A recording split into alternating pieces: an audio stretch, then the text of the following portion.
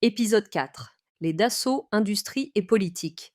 Bonjour et bienvenue dans Destin de fortune. Je suis Caroline Bonneau, fondatrice du cabinet Arturo Wealth Management et de la chaîne YouTube Caro Gestion Privée, dédiée à l'univers du patrimoine, de l'investissement et du succès entrepreneurial. Aujourd'hui, nous nous intéressons à la famille Dassault, emblématique du duo industrie-politique en France. Comment Marcel Dassault a bâti un empire aéronautique, comment son fils Serge a mêlé affaires et engagement politique, et quelles leçons tirer de leur stratégie de transmission du patrimoine. Nous allons explorer l'histoire industrielle des Dassault, de Marcel à Serge, leur rôle dans l'aéronautique et l'armement, leur implication en politique, leurs choix patrimoniaux, ainsi que quelques anecdotes captivantes. Avant de commencer, rappel important. Abonnez-vous à la chaîne Caro Gestion Privée si vous ne l'avez pas encore fait. Vous y trouverez de nombreux contenus pour comprendre la gestion de patrimoine et l'investissement éclairé. Origine industrielle. L'aventure Dassault débute avec Marcel Bloch, 1992-1986, ingénieur passionné d'aviation. En 1929, il fonde la Société des avions Marcel Bloch, qui deviendra la base de Dassault Aviation. Pendant la Seconde Guerre mondiale, ce visionnaire refuse de collaborer avec l'occupant, ce qui lui vaut d'être arrêté par Vichy, puis déporté à Buchenwald en 1944. Après la libération, Marcel adopte un nouveau nom, Dassault, et rebaptise sa compagnie Avions Marcel Dassault en 1947. Ce choix de nom n'est pas anodin. La famille Bloch, d'origine juive, a même changé de religion pour embrasser le catholicisme en 1950 afin de s'aligner symboliquement avec la France gaulliste. Le terme Dassault évoque le char d'assaut et devient presque un aptonyme pour leur activité aéronautique. Au fil des années, Marcel Dassault remet sur pied son entreprise, d'abord en reprenant la production d'avions pour l'armée française, puis en innover dans les jets. Dès les années 1950 à 60, il crée une division électronique pour radars et systèmes de guidage. Les succès s'enchaînent. Les avions Mirage, avions de chasse à aile delta, et la famille Mystère et Falcon, jet d'affaires, deviennent des symboles du savoir-faire français. Par exemple, l'extraordinaire série du Mirage 3, supersonique, s'exporte massivement. Marcel prépare ainsi un héritage industriel qui sera repris par son fils, Serge. Serge Dassault, né Bloch en 1925, rejoint l'entreprise familiale après ses études d'ingénieur.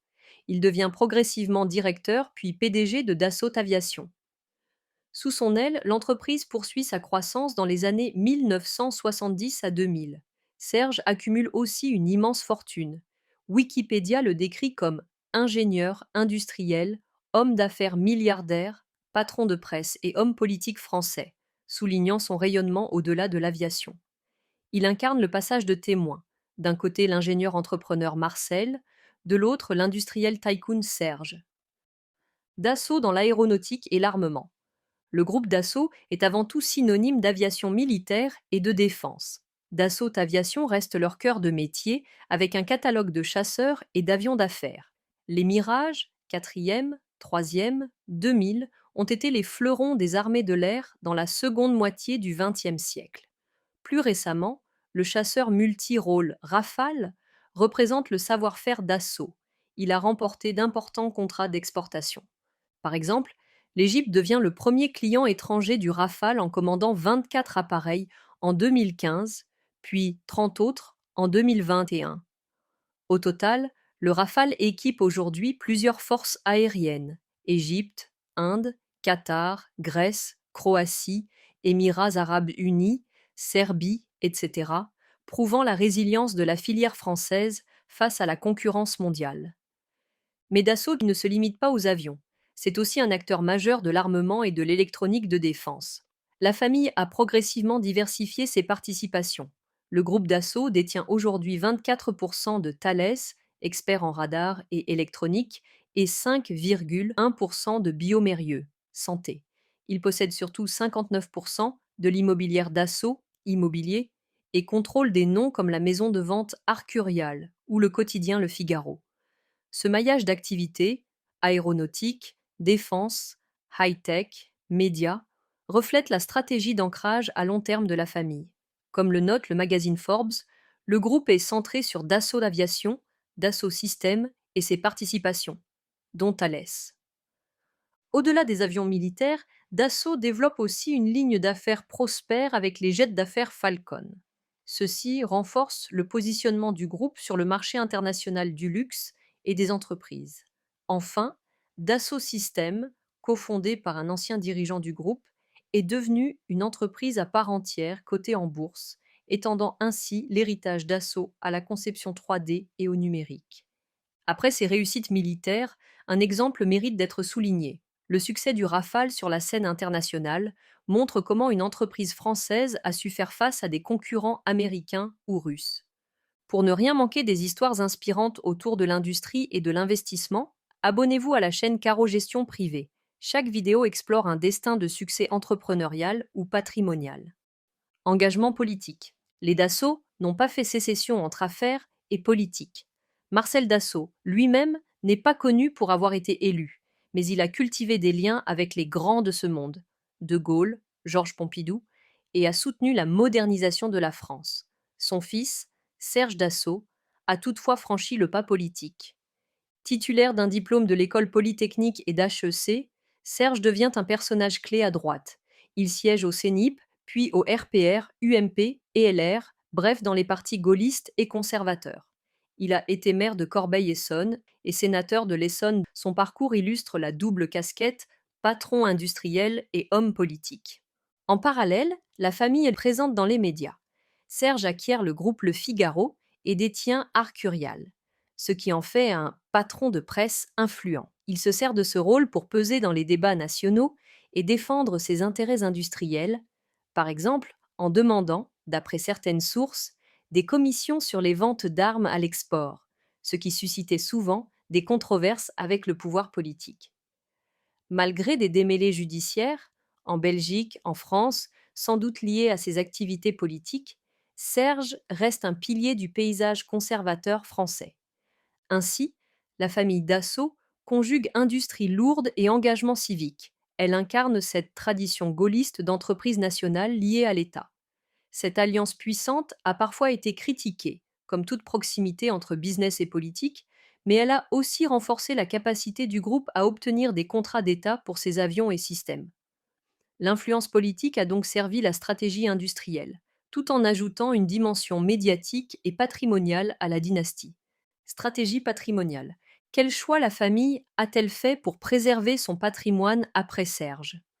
D'après Forbes, la fortune du groupe Dassault était estimée à 23,5 milliards de dollars en 2020, environ 21,9 milliards d'euros. Serge, décédé en 2018, laisse derrière lui 4 enfants, Olivier, Laurent, Marie-Hélène et Thierry. Leur héritage collectif fait de la fratrie l'une des plus grandes fortunes françaises. Forbes précise que la fortune du groupe a été scindée en 4 parts égales au profit de ses 4 héritiers.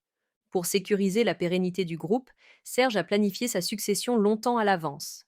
En 2014, il nomme Charles Edelsten, cofondateur de Dassault Systèmes, à la tête du groupe après sa mort, entouré d'un comité de sages chargé de désigner d'un commun accord avec la famille son successeur futur. Sa seule consigne, que le capital du groupe reste dans le giron familial. Ce schéma de gouvernance, allié à des holdings comme le groupe industriel Marcel Dassault, GIMD, maintient le contrôle familial sur les sociétés clés.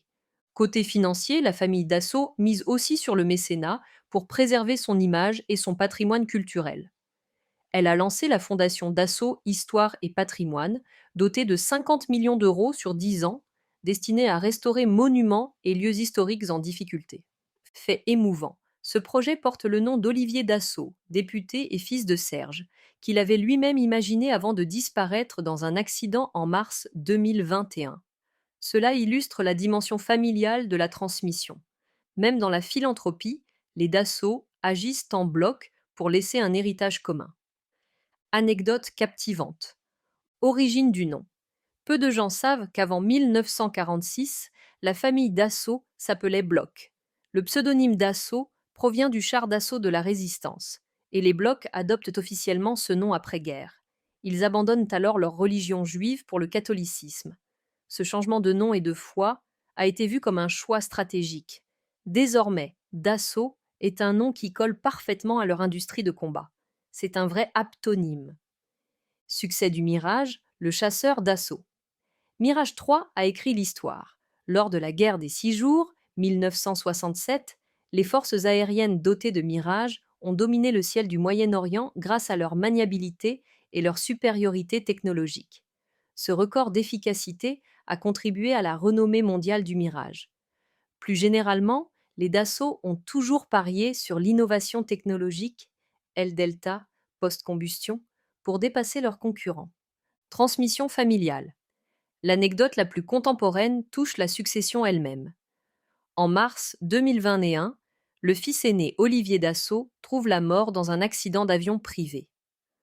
On aurait pu craindre une crise, mais selon Forbes, la gouvernance prévue par Serge tient bon.